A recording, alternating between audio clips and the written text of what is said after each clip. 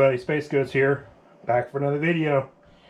This is my Langley 011 dynamic case. This is my, where's that? Open box. Paid $112 for it. And we'll see what kind of case we get. I have not pulled it out of the case. So this is exactly how it is right now. And like I said, this is open box items, so I'm really fond of my open box stuff. So let me set the camera down. Let me pull this out of the box. Set it up here on the table. And let's see what she looks like. This is probably one of the nicest cases I've used in quite a while. Looks really nice. Easy to build in. Alright, let's see. How do I want to lift that off? Plastic goes away. Set it on my little turnstile. Maybe. And of course it won't sit on the turnstile. So how about I just get it out of the way. The feet don't quite work with it when it comes to setting it up. So we'll get it out of the way. And that's the case. As you can tell, we got tempered glass. Side and front panel. Looks like the top lid is not on properly when they put it together. There we go. Glad it's not any damage on it. I would hate for the future owner of this new case to be grumbling with me. And that's what she looks like. Let's open it up. You got two captive thumb screws on the back. I'll turn it back around so you guys can see you got two captive thumb screws. It comes off. We'll set this right here. We got a dust filter on top. So now I can mount a 240 rad right here and a 240 rad right here in the bottom.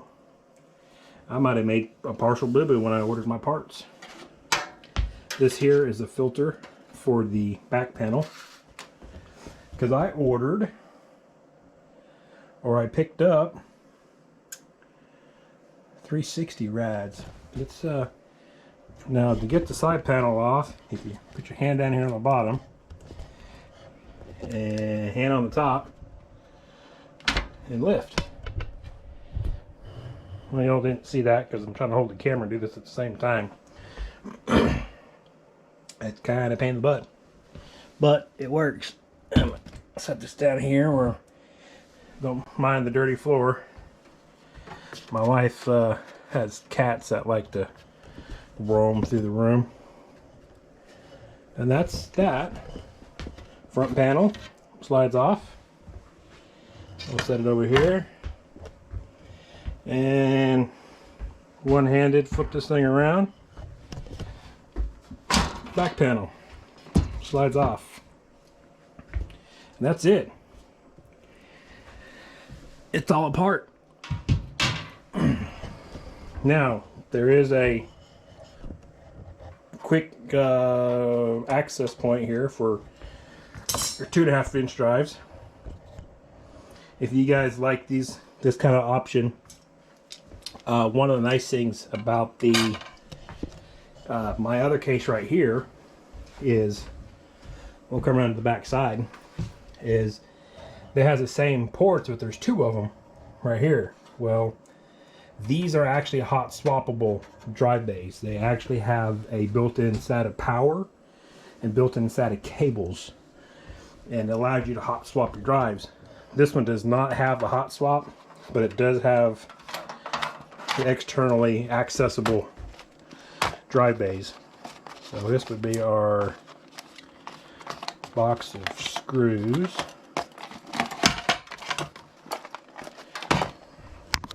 Just throw that in the trash, and that's our drive bay. So it goes in, click, done. Now they do have a cable cover right here, which it just has a thumb screw. I got the drops. These non-captive though. Oh, non-captive screws, but then they turn around and throw a monkey wrench in there, and they put some little dinky screw down here on the bottom. Why? I don't know. That's too small of a screwdriver. Let me grab another one. I don't know why they do this.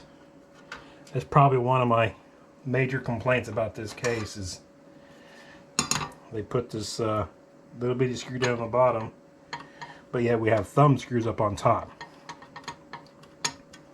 But in any case, when I built this, I may or may not put back this plate right here. On my personal rig, I just showed you the back of it. I did not put that back. I actually left it off. It gave me a little bit more room to kind of bundle cables up right here because of the water distribution block. If you look back here, you can kind of see my hand back here behind it, and well, I didn't want any cables back behind it, so it kind of limited my space for cables. So, but on this though, if you do have this in here, you can mount SSDs on it. You got a spot 1, 2, looks like you can do a 3.5-inch hard drive here if you wanted to. You know, so you mount a couple SSDs or a 3.5-inch hard drive on the, probably put it on the back side right here, mount it up here.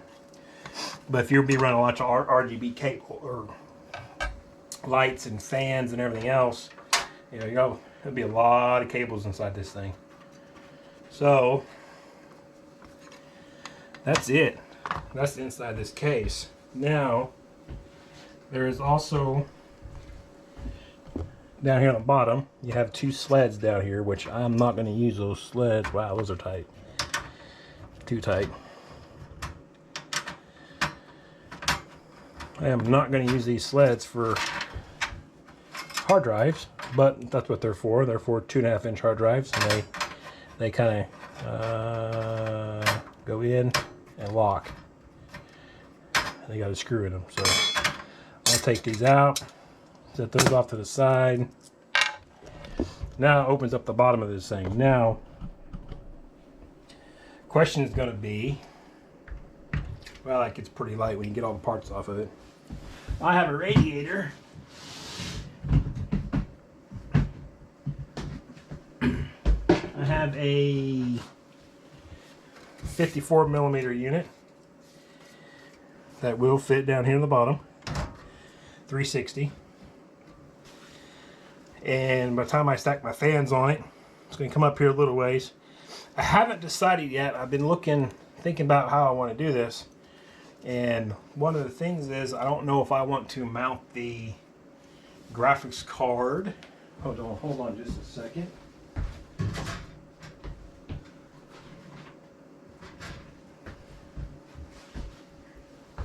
This is my spare graphics card. It's an RTX 2080, non-super, but it is the water block edition, AORUS. Great card. I bought this card almost from day one when they very first come out, so I've had this one for a little while. But I'm not sure if I want to mount this in here in a standard orientation, about right here, or do I want to mount it vertically? Problem is with this case, and the way the vertically mounted GPU bracket is, It's designed and made for this thing to set all the way down here on the bottom like this. So if I do that, there is no room for the radiator on the bottom. So the only place I could put a radiator was up here on top. So I don't know if I'll do it or not. I'm thinking I'm probably going to go ahead and mount this in a traditional style like this. I'll have to pick up a GPU support bracket to kind of add some support to this, because there's quite a bit of weight to this thing with this big water block on it. So, but that's a quick rundown of this case, and hopefully the build coming soon. I will hope to see you guys actually just before I get off here. We'll do it in the next video. Next video I will have I'll get the water block installed. We'll get radiators put in, the motherboard, kind of get all the parts kind of put together and sort of trial fit things before we actually start making water lines and stuff. So, all right, I'll catch you guys in the next one. All right, guys, Space Goat's back. A little update on the new build. I got the water block installed. Just everything's in here temporarily right now. Everything's kind of loose, so it'll move back and forth and wiggle. There's room for my 54mm radiator up here on top. I got the QL 120 Corsair fans, same fans that I'm using in my other system. I got the RTX 2080 just for kind of mock-up purposes. I wanted to see where the fittings were going to align with the ports coming out here. They are really close to being lined up. I should be able to come out with a 90-degree straight over like this and drop straight down into here, straight down into there.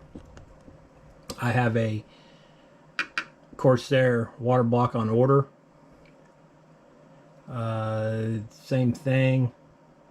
The water lines will come off.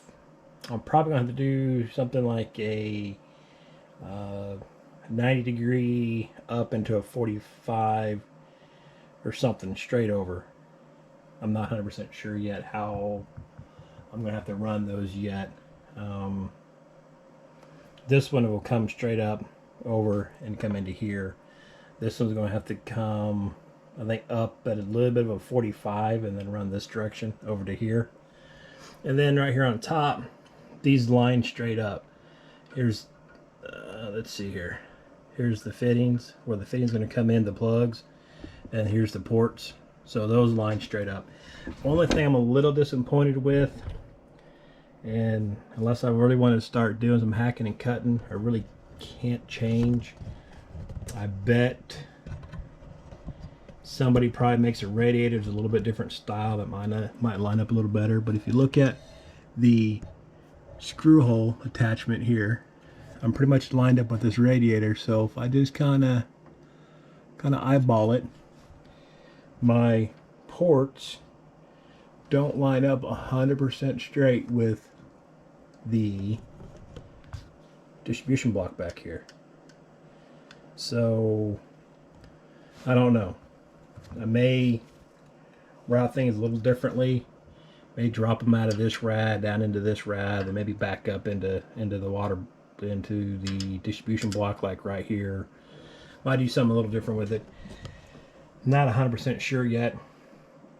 I won't know until I get the last water block in and I get the graphics card, the actual graphics card I'm going to use, put in to see where it's going to set at. But it'll be 3 or 4 days before I get parts, so hopefully by, say, Wednesday I'll have parts, and maybe by this weekend I'll have some more time to tinker around with it. Alright, well, that's the quick update. One thing I did not talk about in my initial video was the motherboard that I got today for this system. I went with a MSI X570 Gaming Pro Carbon. I have used the MSI Meg Ace motherboard, which is a great motherboard. I went ahead and went with the Gaming Pro. It has the IO shield kind of, I said, made onto the back of the motherboard, so you don't have to worry about messing with plates and stuff. Doesn't have as many USBs as I would have liked on the back, but the system's not for me. So it does have the flash BIOS button and everything all built into the back, and it's actually a really nice motherboard, very high quality motherboard. It does have 2 Gen 4 M.2 slots. I'll have my boot drive up here, and I'll have the storage drive down here. One of the things I did like when I was looking at it was sometimes the location of the USB 3.0 plugs right here on the front. Sometimes those plugs are kind of down here on the bottom. And matter of fact, yeah, you can see it over here on my system. The USB 3.0 plug is right here on the bottom, and it's just in a really bad spot. Not a whole lot I can do about it, because there's the second USB 3.0.